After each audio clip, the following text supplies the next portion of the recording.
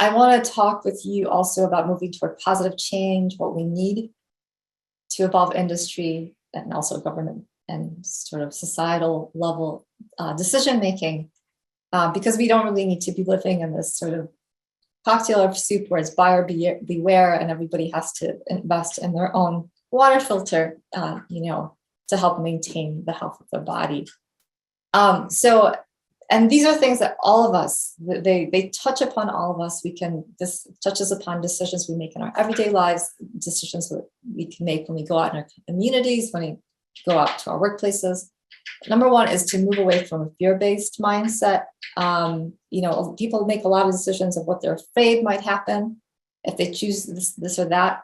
Instead, we need to be aware of what our fears are. We need to be able to mitigate the risk that our fears will come true. We need to get the information we need to reduce the risk of things happening. And we also need to take responsibility that maybe things will go wrong. That's just part of life, but we need to try something different. And that starts with fostering acceptance, curiosity, and creativity. Those are very important factors of just fostering that this is where we are, and we need change, and we need to be curious about how we can get there. We need to be curious about trying things. We need to be creative. We need to be playful. When you're looking at what am I going to use as a shampoo or a moisturizer, be playful with it. Don't think of it as like, oh my God, this is going to like ruin my face or my hair. Just be playful with it. Be accepting that there will be some things that, will not work out unless you find the person who's tried everything already and starts telling you what definitely works for them. But there will be some trial and error. That's part of life. But go back to how you were when you were a kid. Think about how children are and how they play and try things. We need that in order to really create a world and an economy and options for ourselves that are going to be more supportive of maintaining life, right? Life for us, life on this planet, and a lovely life at that. And we need a heart-based approach to decisions and policies. So a lot of us, we go into work situations and we don't feel good about a situation that's being made. And then we're told, well, we have to make that decision because we have to make money. And it's not like that. There are lots of ways to make money. There are always different alternatives and options. So we need to think about a heart-based approach to the decisions that we're making for ourselves, for other people, for our companies, and bring that to the table and not be ashamed about it, but see it as a strength, as something that's actually going to get us to make better decisions in this world. Okay, industry investment and solutions. I will just quickly say that companies, we're operating at this buy low, sell high, what's my return on investment thing.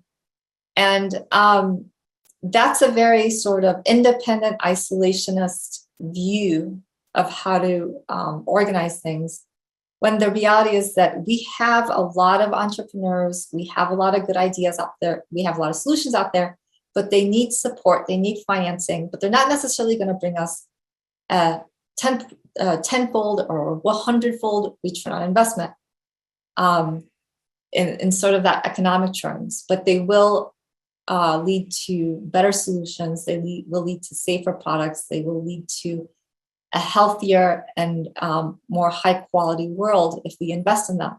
So we, as companies, if you're in that position, if you're a leader in a company or manager, understand that, you can't expect to treat sort of the solutions coming out of entrepreneurs or, the innovations coming out of innovation labs or something as something that's a huge return on investment. You need to invest in it. You need to invest in it by paying for the entrepreneurs, for sponsoring and scaling emerging innovations and into production.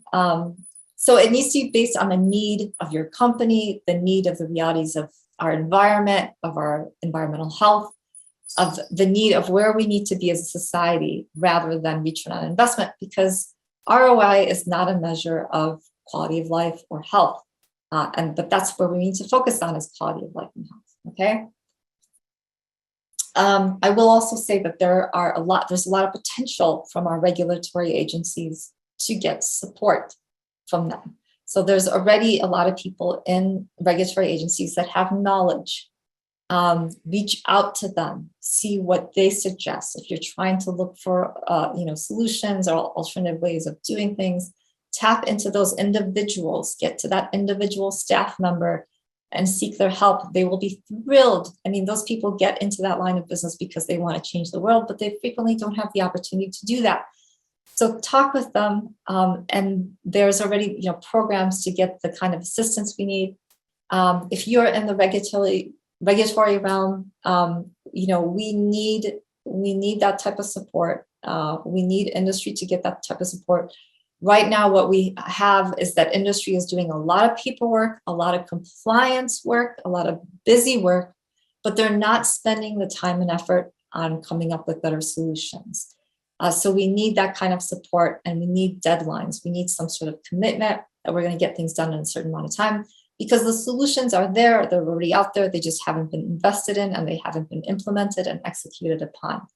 And that's the same goes for individuals. You need to invest in that time to find that alternative, find that way that's going to work for you, whatever your criteria are. It's going to be within your budget, it's going to be within your timeline, it's going to be within what you're looking for. But you need to make that investment, and you need to look around and ask people. There's lots of resources out there. I mean, so many resources on the internet. It's amazing, as well as just individuals who have done things and figured stuff out. Okay, the last thing I just want to mention is that we need an update to our antitrust laws. So I actually started out as I started out my professional career as a corporate attorney working for large companies, some of which are now subject to, are basically being asked to do some of the cleanup work on some of these toxic chemicals. I was not working in the chemical realm. Then I was working on antitrust, which is all about market power and pricing and things like that. But, I moved away from that area and got into chemicals and human health and things like that. But I've come full circle, because what's going on is that these companies are leveraging market power to continue to do the status quo, to continue to put out products that are toxic to us, and to continue to pollute our world. Because they're holding on, right? They're holding on to what they know, to the status quo. There's a lot of collusion and corruption going on with government. They're unfortunately working with even nonprofits in order to look like what they're doing, to make it look like what they're doing is in our best interest, that it's sustainable. So there's a lot of problems going on. Once you start scratching the surface, you start to see those problems. There's a lot of people reporting on this. Thankfully, we have a lot of investigative reporters and think tanks and others working on this, and then people who write books like me and many other people that you're going to hear from at this conference. But we need to nip that in the bud. We need to understand that there's a huge connection between companies leveraging market power to do things that undermine our health and undermine our environment. Intellectual property laws are ripe for abuse. So all of these things need to be looked at. So if you are anyway involved in this professionally or in sort of broader community of this world, just flag that, and you might want to look into that, and you can definitely learn more about it in my book, Silent Winter.